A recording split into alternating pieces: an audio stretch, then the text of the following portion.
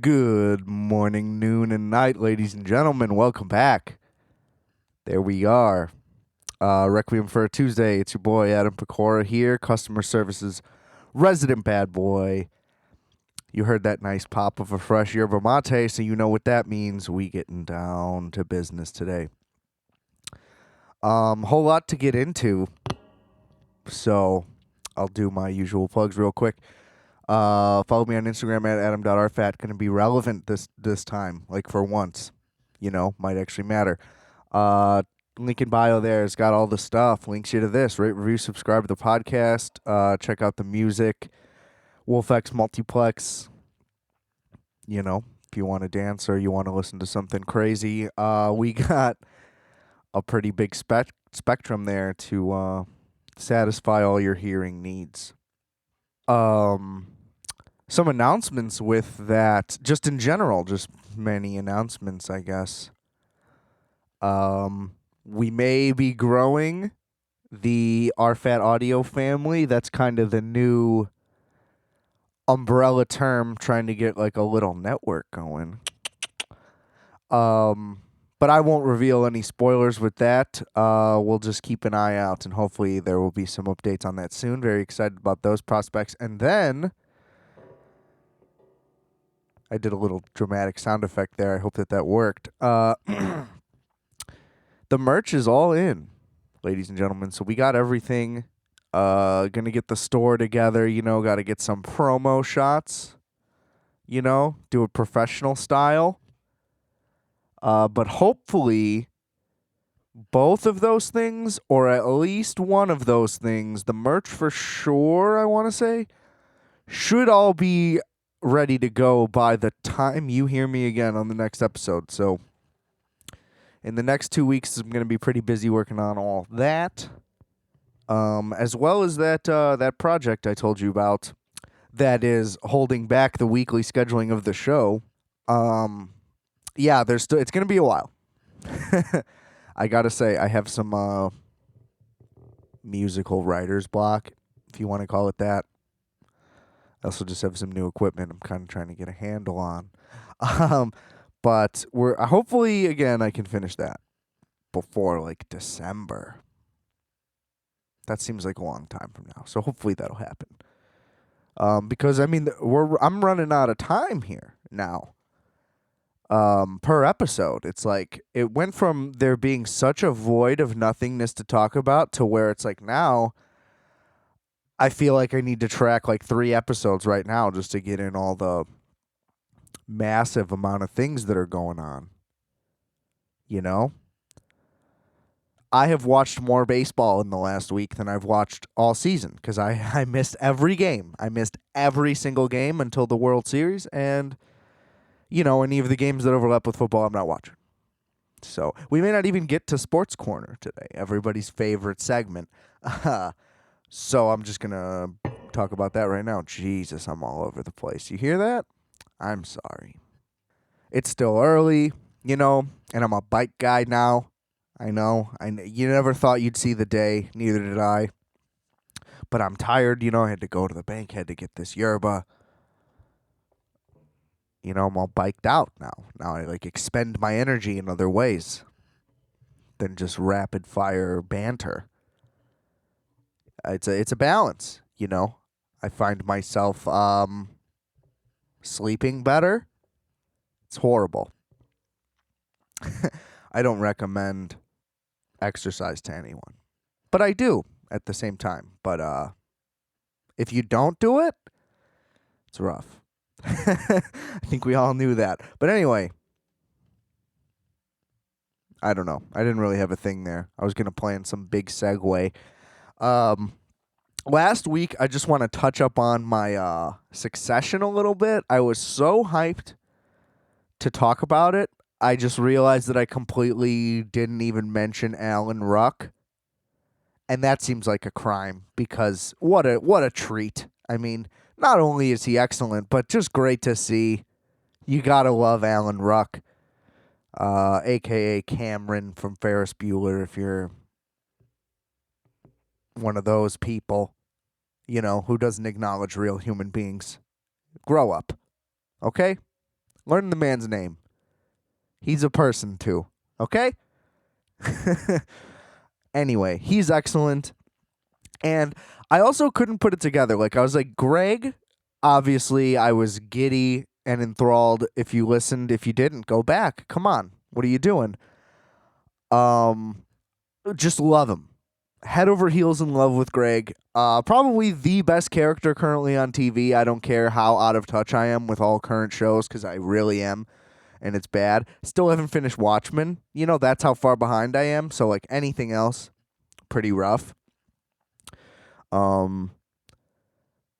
But my baby darling Greg, because like he has such a size and like thing intimidation factor to him, you would think, because he's just like a giant towering man. But there's just so much sweetness and kindness in there. I realized he's like Dimitri Martin transformed into like Adam Driver's frame. He's like a big combo. He's the big combo. He's Dimitri Martin fused with Adam Driver. And that's just an excellent combination. It's like, who is this guy? He's definitely a couple guys I've seen before. It's those two guys. Write it down. Mark it down. I just attempted to put my tea down safely without making noise. Spilled it all over my knee. Just wanted to share. Things are going super well. They're going super well. So I'm gonna, in the early aughts of this trek, we're gonna do a fun little segment that I wrote just for this week. Possibly going forward, we'll see. This is the I'm sick of segment. So I'm gonna rant about, let's see here, 3 things that I'm sick of at this current moment in time. Now, you know, they may not be correct thoughts. I'm just going to share that right now. You know, I'm not saying that this is the right way to view things. I'm just saying this is where I'm at on things that I'm sick of right now. They may still be necessary and important to you or in general, like factually, but we're going by Adam actually. Okay? So, let me clear that up. Okay. Number 1 thing I'm sick of. Well, these aren't like ranked. This is just the first thing that is listed. So, the number 1 thing that I'm sick of currently. I'm sick of all these social media posts. Oh, I can't believe I just said social media. That's horrific. I wish I you know what I mean? Like, I try to only edit out the, like, egregious mistakes or, like, bad moments. You know, the least entertaining parts. Okay? But I want this to be authentic. I want this to be al dente. So I'm not going to edit that out, but I just hate that term. It just sounds like old people talking about something. Social media. Shut the fuck up. You know what? That's the number 1 thing I'm sick of. Okay? Stop fucking calling it that. Just call the individual site what it's called. Like, shut the fuck up. Because that's not what it is. Anyway, shut up. I can't stand it. I'm so upset with myself right now. You have no idea. Shut the fuck up with the social media. Anyway. So I'm sick of these posts on these various platforms. Okay, let's use platforms like billionaires, all right? Let's be intelligent about something for once. Okay? Thank you. But I'm sick of these posts about mail-in ballots, right? Like telling you, just so you guys know, November 3rd, like, isn't mail-in day. That's actual election day. It's like, do you think that people don't know about the mail? Like, do you think that people think that you hold your mail-in ballot until November 3rd and you're like, I'm going to mail it on election day? You think that because people got it in an envelope, they now think that you shouldn't have it ready to go on time. Like, it just doesn't make any sense.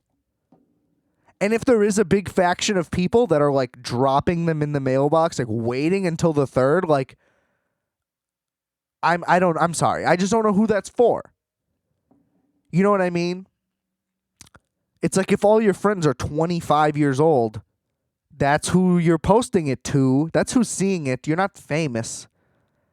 You know? It's like you really think your buddy doesn't know how the mail works? Like, could you imagine? Like, oh, it won't get there in time? If I drop it in on the 3rd? Damn. Good thing I saw this. Really dodged a bullet. Go fuck yourself. Like, who are you helping? You know? Stop wasting my time. It's the mail. Like, if you never gotten anything in the mail in your entire life, you literally have to clarify. You think you need to tell people that mail takes time? Like, that's just silly. I'm sick of it. Okay? First thing I'm sick of. I think it went swimmingly. This may have to become a permanent fixation. Or fixture in the show. I have a fixation of just being sick. I am just sick and tired. Leave me alone. Anyway, the number 2 thing that I'm sick of. I'm pretty sure all of this just relates to things I see on Instagram. Yeah. You know, it's just like people just want to be so nice. It's like, just shut the fuck up. It's basically where this list is going, I'm realizing as I'm looking at it here. So that's fun. I would like to get off of there, but it's like, you know, I want to talk about the show. Love the show. You know what I mean? You people keep me young. Couldn't even say it. That was, I mean, I'm sure that that's been said a million times by a million people, but the reason why I found that so funny was that I was technically doing a Mean Girls reference right there. Just to me. It was just good for me. I get it. But, you know, the best jokes are the ones you have to explain to people. Right? That's what I've been trying to do this entire with this show. So if that's not the case, somebody better let me know. Anyway, we move on to the number 2 thing I'm sick of. I'm sick of people that talk about their shift at work as if it's like promotional or like you'd be lucky to catch this moment, like it's an appearance, or you know what I mean, like somebody's announcing like a secret performance, or you know what I mean, it's like, get your tickets last minute, we're announcing this, it's tonight. You know what I mean, like I'll be at Target from 11 to 7, come through, bring me food. It's like, are you doing a book signing, sweetie? I'm sorry. You're just at work. I'm not, you know, but other people have jobs. I just do this. But you know what I mean? It's like, I'm not going to rush over like fucking Matthew Broderick is doing a wine tasting, like a pop-up event. And don't get off your high horse acting like you wouldn't run to a Matthew Broderick pop-up wine tasting. Okay, he's a national treasure. And, you know, I just mentioned Alan Ruck. It's just a natural fit, you know? Anyway, but you know what I mean? Why would I go all the way to your job and spend money and bring you a thing, but then like I have to leave you alone because you're like at work? You know what I mean? Like you're not in charge of anything that's happening. So good thing I just came 6 miles and spent $11. Glad you enjoyed it. Don't really know what I'm getting out of coming to Target. You know? Oh, hey, stocking some shelves, huh? Glad I came to see this. Almost missed it. It was the event of the fucking millennium. Christ. You know, just spend your shift by yourself. Just deal with it. I don't know what to tell you. But we can't keep doing this, okay? Unless you work at a restaurant and you're going to plug it up, huge move, big difference, I'll definitely be there. Okay? But I feel like that's a private conversation that would be had. You know, you're not going to like blow up your spot like, hey, anyone that sees this, come through and I got you. You know what I mean? No. Can't be asking for things, offer things. I want your things. I don't want to give you my things. You know? Go to work, deal with it. Oh, I feel like all of these are going to cosmically interact. You know what I mean? It's like I'm going to be in the mine yard fucking chipping away at rocks. I'm going to be like, Jesus Christ, I just need a friend. Somebody please come. And somebody's going to be like, yeah, you remember that episode? Go fuck yourself. And I'm going to be like, you know what? That's fair. But I won't react that way. I'll be very upset about it. So, anyway, that's the number 2 thing I'm sick of. I'm sick of it. And leave Matthew Broderick alone. Like, if you're out there shitting on Matthew Broderick, I don't know if that's a thing. I don't know who those people would be. You would have to be a monster to have to do something like that. But there's definitely some broadband. Ooh, did that little gurgle from my throat come up? I promise that was completely like inside of my body. You know what I mean? Like that was not physically controlled. If that didn't come through, then you don't know what I'm talking about, and that's cool. We can just move on. But I was trying to get out, you know, if anybody wants to start a Matthew Broderick fan club and we can find some kind of play on words for like the broadband, or if he wants to start like a big swing band, you know, because that came back for a second. The 90s were weird. The number 3 thing that I'm sick of, and this is personal, okay? So this, if we were to rank these, this may be the number 1 thing that I'm sick of, but the number 3 thing that I'm sick of is I am sick of skinny people trying to say anything about body positivity, okay? The only motherfuckers that are sharing these posts are thin and usually attractive, okay? So go fuck yourself. You want to seem nice, and maybe you do care about how these other people feel, but guess what you lack? You think you have empathy. You lack empathy. Here's what I want you to do, okay? Skinny people, I want you to take a backpack, okay? I want you to put 30 to 50 pounds worth of things in it, okay? Then I want you to take that backpack. I want you to wear it on your chest, you know, so like backwards, a front pack, if you will. Then I want you to go to a thrift store, buy some big clothes, okay? You're going to need at least XL, probably double XL for comfort, okay? I want you to put on a shirt and then a hoodie over that backpack so, you know, people will probably be able to tell you got something going on. But so you can feel what it's like to walk around with some poundage, okay? And then you let me know how good you feel, okay? And how nice it was to have nobody pay attention to you. You know what I mean? Like, it's really easy to be hot and be like, let these other people take pictures with their shirt off. It's like, I mean, yes, like, let them, you know, not trying to say don't let them. I'm upset not with the fat people being fat. More of the skinny people trying to tell me that I should be okay with myself. Don't fucking tell me what to do, okay? I want to look like you. You know? That's not a bad thing. Okay? Like everybody makes Lizzo like the center of this thing. Like nobody's ever been fat before. You know? I find that kind of crazy.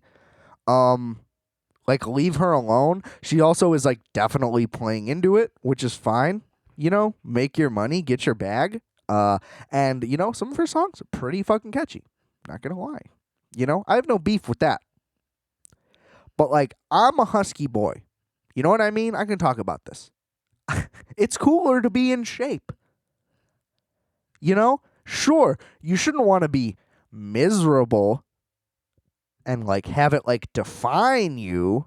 You know, if you're a little saggy, you're a little flabby, you got some meat pockets. No biggie. You know? We're all people. But, like, wouldn't you rather, like, want to avoid diabetes? I do. I don't want it. You know? Skinny people, help us out. Teach us your ways. You know what I mean? Don't be like, right on. Eat that pizza. You know, I had a pizza last night. Shouldn't have. As I ordered it, I'm like, what am I doing? You know what I mean? Fuck off.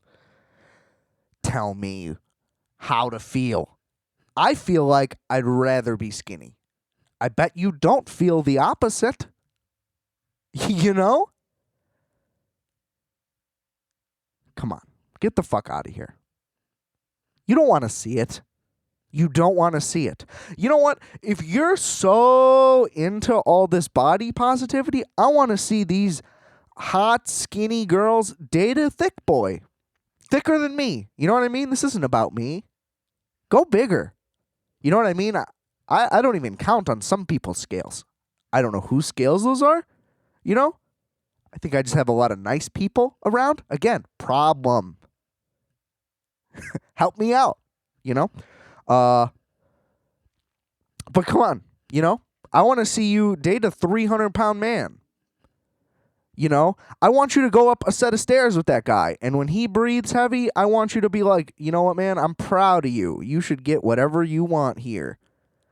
And then we should sit around and do nothing about it afterwards for weeks. And then you're going to be like, boom. Isn't this great? Man, boy, was I right. Come on. I'm fucking sick of it. I'm fucking sick of it. Those are 3 things that I'm sick of. You know? It's hard. It's hard out here.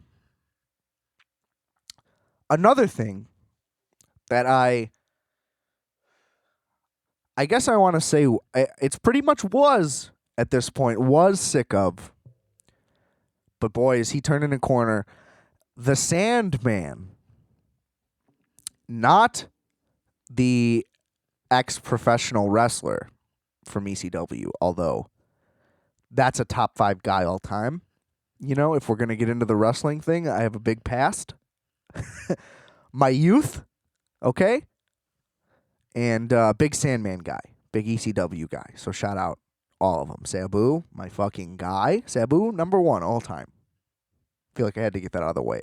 I said one guy's top 5. Got to say number 1. No, I'm talking about, of course,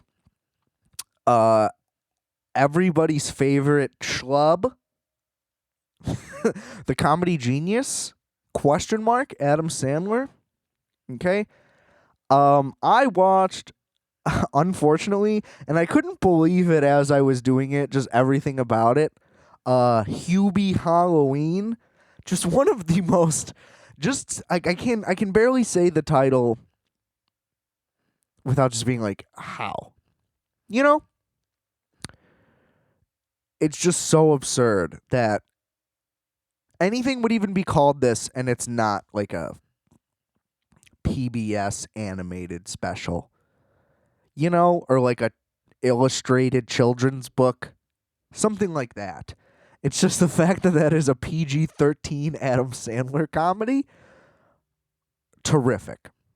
Absolutely terrific. Now, I will say, on that front, and then, like, about seeing the trailer looked like whatever, you know?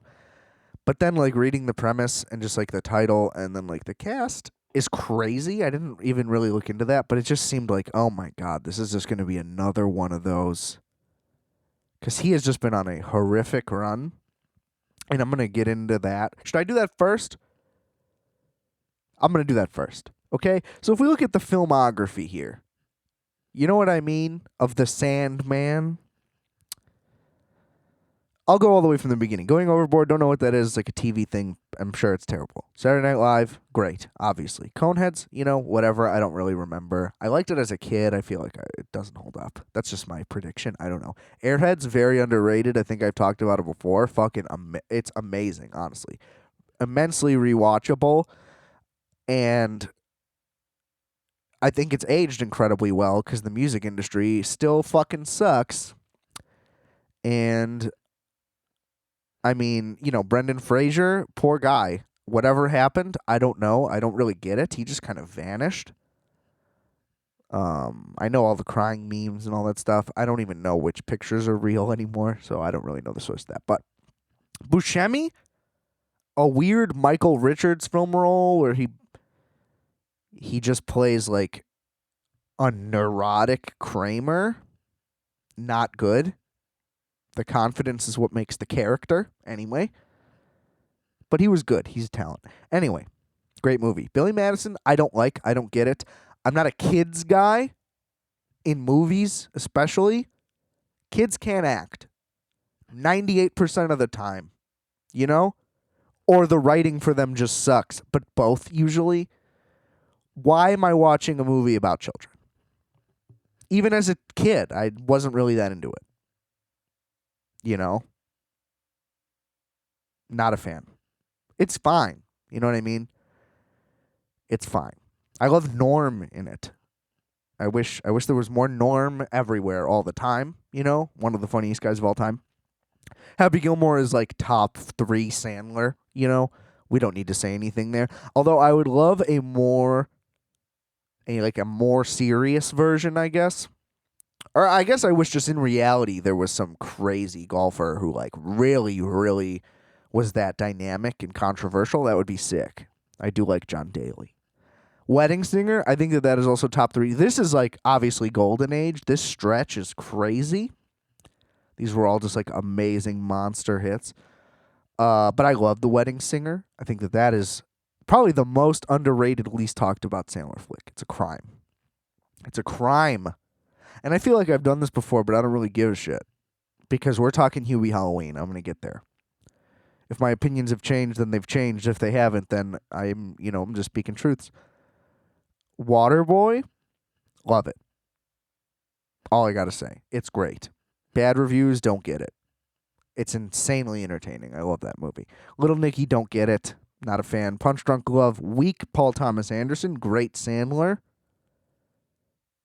And weak Paul Thomas Anderson is still better than most people. So, great flick. Into it. Don't love it. Don't get the insane hype. I think people just want to see Sandler succeed, which is great. Deeds is terrible. It's just too much. Anger Management is worse. I saw that in theaters. I remember I had a headache. It was horrendous. I was 8 also. So maybe it's better than I think, but I doubt it. 50 First Dates, masterpiece. Probably top 3 also. I think I've already given my top 3 then. But I've seen 50 First Dates almost more than any other movie ever. Definitely more than any other Sandler movie. It was just on all the time. And I love it. I absolutely love it. Drew Barrymore and Sandler, they're magic together. Although in that newer movie, probably not. Didn't watch it. Didn't bother. We'll get there. Longest Yard, great. I saw the original, I think. I don't really remember it. Everybody claims it's better. I didn't think it was better. I'll take Chris Rock any fucking day of the week. You know what I mean? Like, they definitely did not have Chris Rock the first time. Chris Rock wins. It's not believable that Adam Sandler could be a quarterback. It was more believable that he could be a linebacker, but obviously that movie's fucking ridiculous too. So, then we go Click. It's good. I remember being very hyped for it because the premise is crazy. And it disappointed on that front. Was definitely still great. I definitely cried at the end. 100%. Not gonna lie. Kate Beckinsale is not good. She's just hot. So that's another factor. I also may have mentioned Jennifer Garner before. I just want to say that right now because she's been popping up in a bunch of shit. She's awful. I cannot stand Jennifer Garner. Get her out. She's not good. It's like, we get it. You're uptight. Play another character, please. I've never watched Alias, and I never will. Shut up. Reign Over Me, didn't see it. Sandler doesn't need to wear a wig. Get it out. Come on. He's not going to look different. You know what I mean? They basically just aged the wedding singer. Anyway. But Love Cheadle might be good. I now pronounce Chuck and Larry horrific. Horrifically bad. Not even in like a positive LGBTQ plus Apple TV plus way. That movie's just awful. Period. The fact that Kevin James has such a career is a miracle. Because has he done anything that people like other than The King of Queens, which is like only good because of everyone else in it? Kevin James may be the least talented person of all time. I mean, that may be a really crazy, bold thing to say. Oh, Jesus. But fuck him. He's awful. Get the fuck out of here. Although, honestly, probably the best performance I've ever seen him in Hubie Halloween. Which, again, I can't say. I can't say it with a straight face. But we'll get there.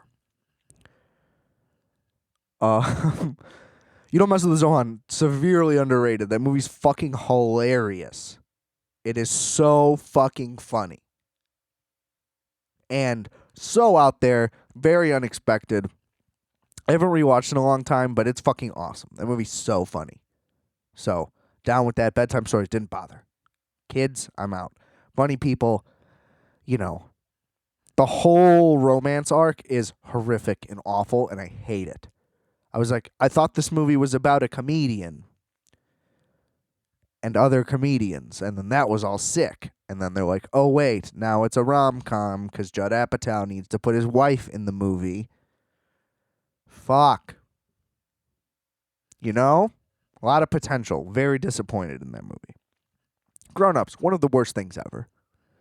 Anyone that likes that movie, red flag, okay? If that is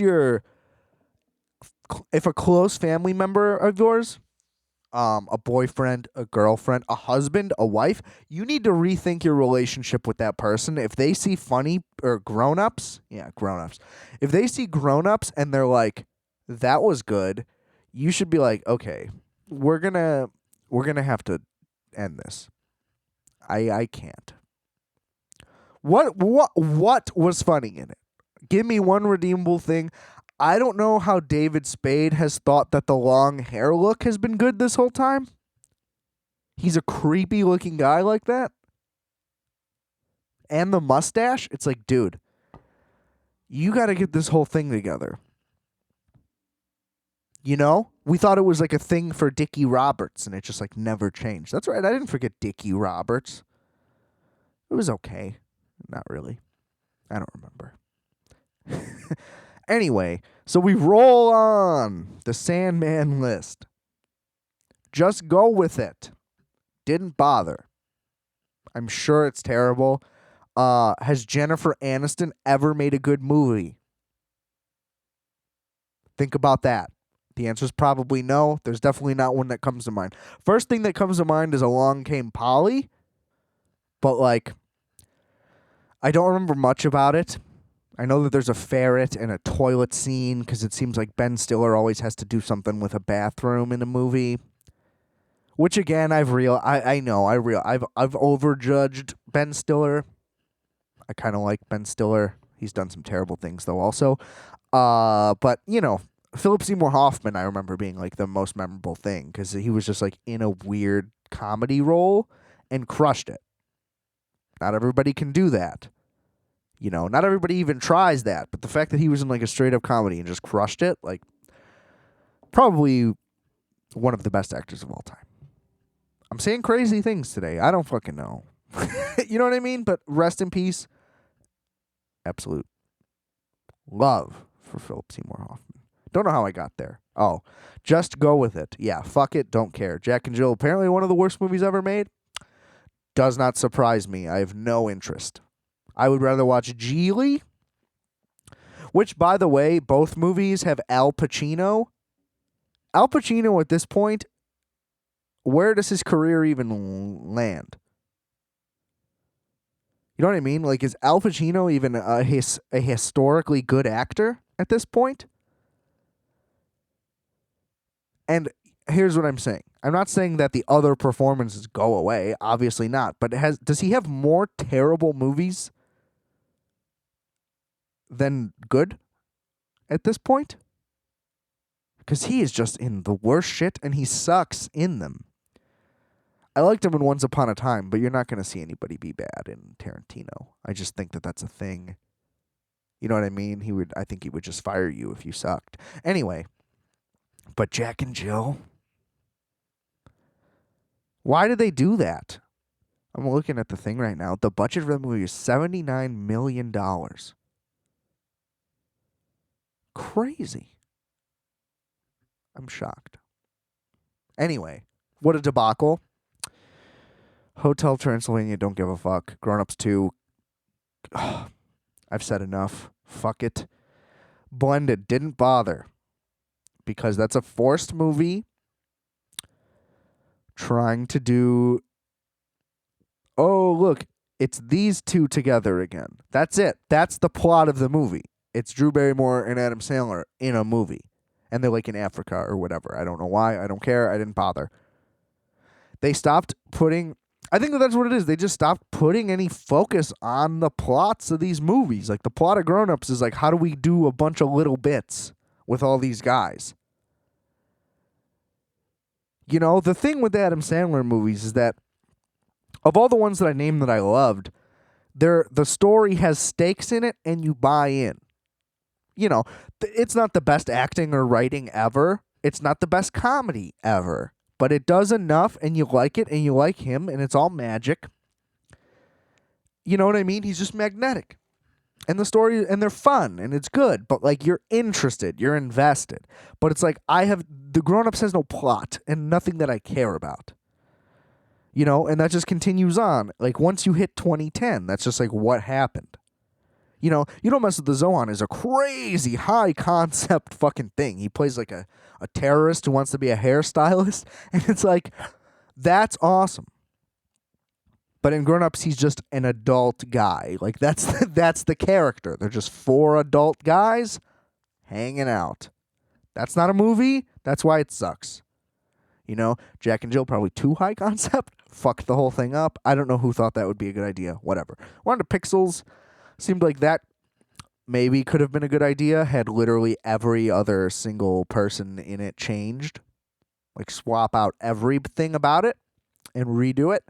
Maybe. Apparently it's terrible. Didn't bother. Again. Transylvania 2, same thing. The Netflix era, I'm just not really interested in of Sandler. I mean, Ridiculous 6, that just seems like it wouldn't be good. And, you know, apparently it's one of the lowest reviewed albums, or movies of all time. Albums, Jesus. So, yeah. What can we say? He's just been awful. Moving on. Meyerowitz Story. Still haven't watched it. It's just like, I'm just like not excited for a new Noah Baumbach thing. The thing is, he's incredibly talented, but it's like, I don't want to be that depressed. And I know we were just talking about Ben Stiller and all that. It's like, even if that movie doesn't end up depressing, it's just like, I just feel like I always think that I want a super realistic movie, and then you watch like The Squid and the Whale, and you're like, oh God, this is rough. You know, it's like there's nothing I can like critique in quality here, but it's like, man, what a bummer. This is rough. You know? It's like, yeah, it's good, honest art, but it's like, I didn't enjoy it. You know? So it's like, I've still skipped it. I hear good things. I'm sure it's fine. Again, another Hotel Transylvania. I don't understand. Murder Mystery. Haven't watched it. Again, Jennifer Aniston. So how good could that be? But I definitely would watch this one. I could say that. You know what I mean? I'm sure the cast doesn't seem great. So that's going to hold me back for sure. I don't really have anything on it. You know, I'm sure it's fine. Whatever. Uncut Gems, obviously a masterpiece. It's fucking amazing. And Sandler got snubbed, and it's bullshit. We don't need to talk about that. Incredible score, great movie, big safety guy now. I'm in. Good time is amazing. Anyway, so we finally made it to Hubie Halloween. Now, what I'll say here is that this is definitely of a return to form of sorts. Okay? Because it definitely mostly doesn't hit. And it's pretty incoherent. Like, the plot is really loose, obviously. They kind of always are. But with this one, like as I said, you know what I mean? It's plot driven, like the old ones are, but they pay way less attention to it, and it all just kind of wraps up at the last minute. It's more of just scene to scene is like a sketch to sketch. They're just like, how can we do a little bit? There's like a cameo in every scene, which is sick. And again, probably the best Kevin James I've ever seen, where I don't hate him. He was actually pretty funny and like looked funny, and it was good. Ray Liotta, just insane. He's just screaming maniacally the entire time. Love it. Very unnecessary. But anyway, yeah, basically nothing that happens really matters or anything, and it's kind of incoherent, and they really just wanted to get all these little bits in there, and you could tell. You know, no character development event. You know, not that there ever really is in Sandler. But the arch is just like nothing. It's just like, oh, here's a bunch of crazy loose things. We'll kind of find a way to throw them together right at the end, but none of it really matters. None of this was important. It's just like, did you have fun? Cool, movie's over. So I don't really like that. I'm not a fan of that. You know, I'd like it to be a cohesive, coherent thing. But again, having said that, he definitely went back to form. It's just like this, a similar style of jokes, a similar joke per minute. Going back to the high-ish concept thing. Reuniting with Julie Bowen, which is huge. I mean, it doesn't make any sense that they would be together, but it's a silly movie. You know, that's the whole thing. But I mean, his name is Hubie Dubois. You know, he's clearly trying to channel those old characters. It's like a similar Waterboy vibe. It's like Waterboy mixed with Little Nicky, I guess, because there's like a werewolf involved, but not really. I don't know. It's a mess, but it's kind of fun. It's definitely like 25 minutes too long, and it's only like an hour 30. Maybe it might be longer, actually. It might be closer to 2 hours, but it's definitely too long. That's the biggest gripe I have for it. If they could have caught that to like an 80-minute movie, I think it really would have been sick. But it's a good sign. That's the real reason why I wanted to bring it up. It's like, what is the run over? I think no. Because now his back-to-back of Gems and Hubie Halloween, Jesus, you know, it goes back to the late 90s, early 2000s in his heyday when he was just really, really crushing it. And it was just undeniable. And here's the thing. It's important to me because those movies still are good. I'll still watch all the classic ones. And he's fucking amazing and immensely talented. And there's no questioning that, especially with Gems happening. Like, you can just, you know it. You know what I mean? It definitely hasn't gone anywhere. It's just like, we just want to see a good script. I would love to see him in another Apatow movie. Or something. I don't know. I think he'll eventually just have the same arc as Bill Murray. And he'll just be around forever, and that'll be dope. And I think we'll get there. Because Bill Murray has had 2 careers, and they've both been fucking amazing. But hopefully we'll I think we'll get there. Might be a minute. Because, Netflix will just literally let him make anything, which is a little insane. But people will watch no matter what. So I guess it's also kind of our fault. We should have boycotted some Sandler flicks. Because when I was looking at Jack and Jill, I looked at that budget. Definitely profited. People will go. It's like you want the good stuff to come back. Maybe you shouldn't have seen Jack and Jill in theaters twice as a joke. Okay? Because it made $200 million. And now we're trapped. But shouts out to The Sandman and Hubie Halloween. Honestly, I would say watch it. I'll have to try to go back and watch some other ones, I guess. Could you imagine? I'm just like, yeah, I've seen everything Sandler's done. I love it all. Just lose all credibility. Everybody unsubscribes. I'm like, yep, he's never done anything bad, and here's why. I'm sure that would be a pretty good take that could probably get you viral. So if you're listening and you want to be that guy who's going to be known for that, or girl, or whatever you want, yeah, make an Adam Sandler's Always Good take, and maybe it'll get you somewhere. Whew. Can't believe we just did that. I'm excited. Anyway, so moving on to some new stuff. More new movies. They just keep piling in. Still haven't seen Tenet. Just going to say that. Probably won't until it's free. Haven't watched Borat, but I just want to say shout out to Sacha Baron Cohen just for being able to do that.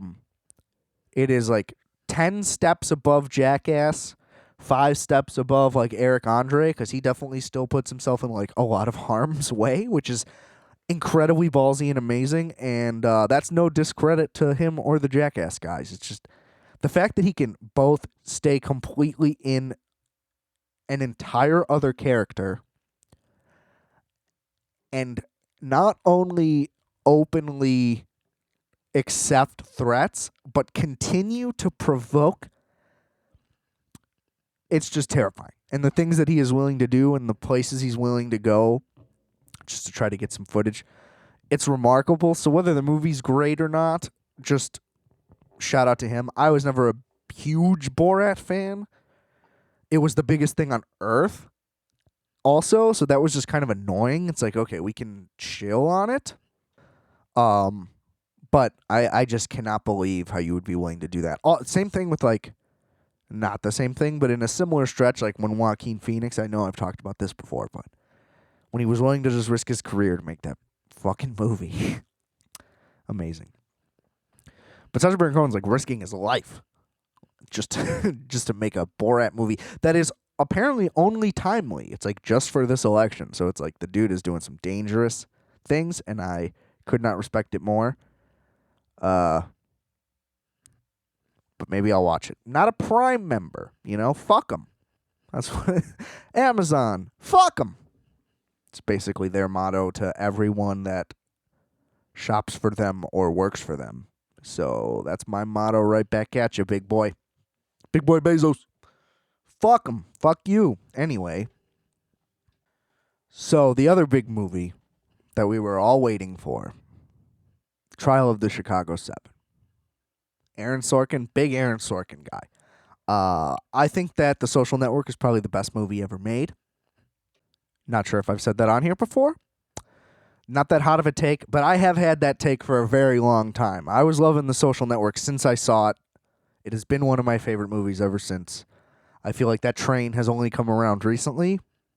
Not that anybody was ever, like, trying to doubt it. Don't get me wrong. I'm not trying to be like, I was the only one who knew.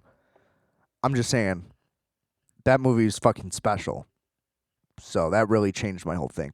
I'm going to go through his credits real quick, too, but, like, I'll admit it, haven't seen most of it. Okay? Few Good Men, like, I haven't seen it. You know what I mean? Malice, I don't even know what that is. The American President, I have no interest in seeing. Charlie Wilson's War, I have no interest in seeing. Okay? Few Good Men, I'd watch it, I guess. Just 'cause.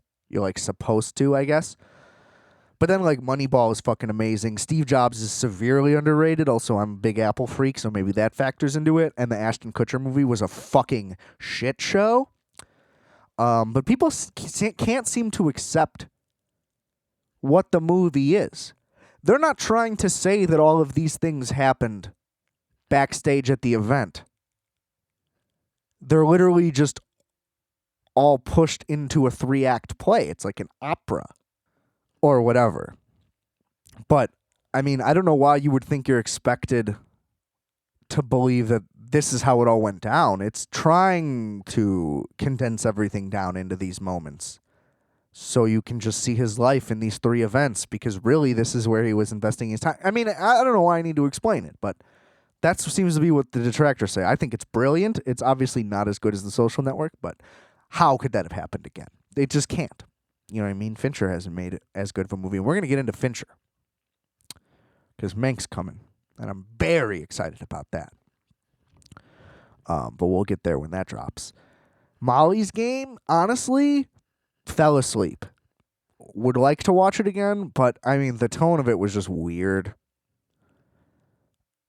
They played the beat. It started off like I'm supposed to know who this person is. And from what I've looked at, like, yeah, she's pretty well known, and it was like a big thing when it happened. But I mean, honestly, didn't register, and the tone of it's just weird. He might not be that good of a director. It might be a Charlie Kaufman thing. He definitely is a better director than Charlie Kaufman. I can definitely already say that. If you haven't listened to my Charlie Kaufman episode, I really recommend it. Tore into him. Can't believe it happened, but Jesus. Anyway. Yeah, Molly's Game, I could probably rewatch it. And then we'll go TV Sports Night. I've watched some of it. I can't believe they forced the laugh track. That's an atrocity. Haven't watched enough, though. It's whatever. The West Wing, I don't care. I'll be honest. Love Rob Lowe, but it's like, I don't want to watch a show about The Office. It's probably good. I don't see how it could not be. There's no way all those people are wrong. And there are good shows, presidentially. You know, big Veep guy here. I think that the 4th and 5th season of that show, they really hit a stride, and those 2 seasons are like impeccable comedy. Anyway, Studio 60 on the Sunset Strip. My dad watched that show. It sucked. I feel like it's a thing that you want to like. It sucked. The Newsroom, it sucked. Same thing. It's like, yeah, good speeches, we get it. You know what I mean? He just like really overrode it, I think. And then we're back at the trial of the Chicago 7. And I mentioned Sacha Baron Cohen. He was excellent in this movie. Everybody was excellent, I would say. I think overall the movie was disappointing. But that's just because an Aaron Sorkin movie is like such a crazy event that you're like, I cannot fucking wait for this. And then it's like, oh, that was good. And it essentially was like a filmed play. I feel like there weren't a ton of settings. The flashbacks to like the events that happened were cool. I think that they happened like too inconsistently, and it didn't keep the pace of it right. It kind of seemed like, I don't know about like scene for scene, but it kind of seemed like they were going to go like every 10, 15 minutes. Okay, now we'll go back.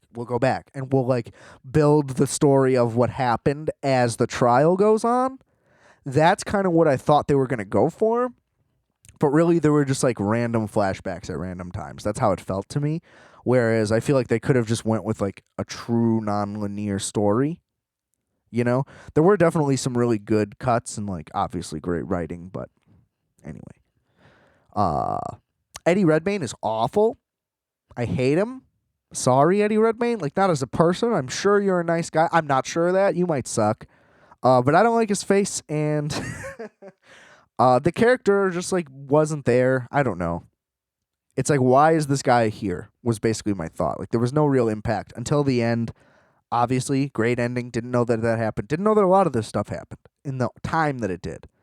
Like, I didn't know that the Fred Hampton murder, let's call it correct, absolute atrocity, I didn't know that happened in the middle of the trial. I also don't know if that is creative license just to make it a better thing, but it didn't seem like it. Because definitely seemed like it led to all the things that would matter. Anyway, so that was cool. Frank Langella as the judge, as much as that judge is a horrific thing, and I'm sure that a lot of that was like accurate. That's the whole point, was to kind of portray this correctly and be relevant. He was amazing. I believe that he was that guy, but God, that guy was awful. It sucked to watch. You know what I mean? It's one of those evil characters that's so evil that it's like, this isn't even entertaining. It's just like, fuck this guy. So top notch. Michael Keaton, always loved Michael Keaton. He could be in anything. I rewatched The Founder again. I will not stop loving The Founder. Everybody sleeping on it. Like that it's blowing up now. That one I was definitely ahead of the curve on. I saw that movie in theaters, okay? I'm going to take The Founder credit, okay? If we're all going to talk like that movie's a hidden gem, I was there. AMC Theaters. You can check my records. What else do we got? Oh, Joseph Gordon-Levitt I don't like him either. I don't really get that vibe. He's decent. He's just like always playing Joseph Gordon-Levitt, which is bad. You know what I mean? He doesn't disappear into any characters. I'm always very aware that it's just him. And that character sucked.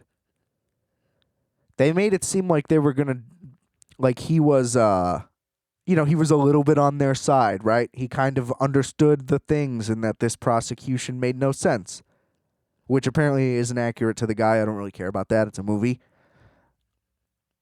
Like I talked about with Steve Jobs, and that's a Social Network argument as well. Fuck it. It just never happened. He's like, yeah, I kind of identify with you guys, but then that's it. Like, he shows, like, them some humanity, but, like, for no reason. Everything still goes, you know what I mean? Everything still just happens as it would have happened had he just been a dick, which would have made more sense, because he didn't, like, do anything to, like, aid their side in the movie that would, like, help. So it's like, why show that he has compassion? It seemed like it was gonna matter. You know what I mean? It seemed like they were building towards a thing, kind of like with the flashbacks, and it just didn't, just nothing happened of it. So it's like, why even do that? Why bother? Why waste the screen time? Yeah, so I don't understand that. Bobby Seale, that whole sequence where he gets gagged was unbelievable and unfathomable, and I loved it. Obviously, you don't love it, but you know what I mean. It was well done. But then just like the whole 7, they didn't. I feel like they just didn't explain them well enough, and the ones that ended up getting acquitted just like totally didn't get any screen time or very much dialogue. So it's like, I don't know. It just seemed like they didn't really make it as much about the 7. It was kind of just Sacha Baron Cohen and Eddie Redmayne, or Sacha Baron Cohen and Jeremy Strong, who I haven't talked about yet. After I went on my big Succession praise, look, Jeremy Strong is an unbelievable actor. He really taps into what he was doing. He may have sounded just like Jerry Rubin. I don't know what Jerry Rubin sounds like, but there were definitely times where it's just like, okay, dude, we get it. You're a stoner. You know what I mean? Like, he's just like doing a stoner voice. That I didn't really care for, but other than that, he was fucking lights out. Big Jeremy Strong guy. Obviously, that's the least hot opinion ever. Or at least hot take, I guess. Everybody. You know what I mean? Everybody loves Jeremy Strong. But then the other people, it's like, who were they? You know, really only Bobby Seale got time, except John Carroll Lynch got like a little bit. He got like a second. He had that moment. But yeah, I don't know. That's just what I'm saying. It's just like, the hits were high hits, but the misses were just like, you know, they weren't like huge misses. But it was enough that it's like, I probably won't really remember this. You know, my takeaways were just like the yippies were cool, because that's clear. That's obviously where I would have been. That's just what it is. Whenever there's an anti-establishment guy in a movie and they clearly write him to be cool, it just works for me. I always am able to buy in. You know, so the whole time I was like, yeah, I'm on there. I'm with Abby Hoffman and Jerry Rubin. That's it. Fuck Eddie Redmayne. You know what I mean? Like, that was my thing anyway. So maybe that was a great casting. They got the guy nobody likes to play an unlikable nerd. Oh my God, he's 38. Who would have guessed? I would have thought Eddie Redmayne was like 27. Thought he was rolling with Chalamet, turning up. It should have been Chalamet. Big Chalamet guy. Also not a hot take. Whatever. but I get the hype. But it was good. I don't know. It was cool to see that they actually used Grant Park. You know, I do think that they like intercut some of the real footage. Maybe they didn't have enough. Maybe the footage just wasn't good enough. They didn't intercut enough of it, or like at the end, they should have just showed a playthrough of like some really, really bad stuff that happened. But I feel like in general the riots themselves weren't showcased much. That's what I was kind of saying too, where I thought it was going to build to a thing. I don't know what the reasoning was. Maybe that was the point, to make it just a courtroom movie, but it's like, why show any of it at all then? You know, that's just where I struggle with it. I just feel like the balance wasn't really there. But I would also say watch it. You know, it's probably the best way to get the info.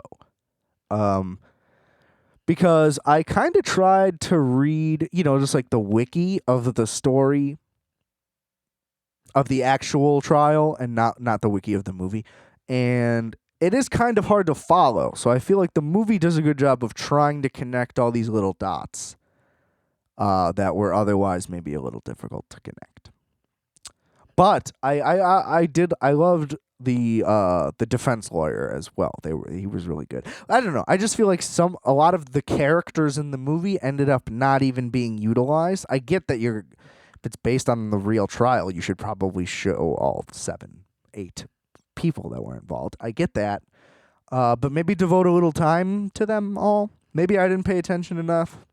You know, you could give that criticism, I guess.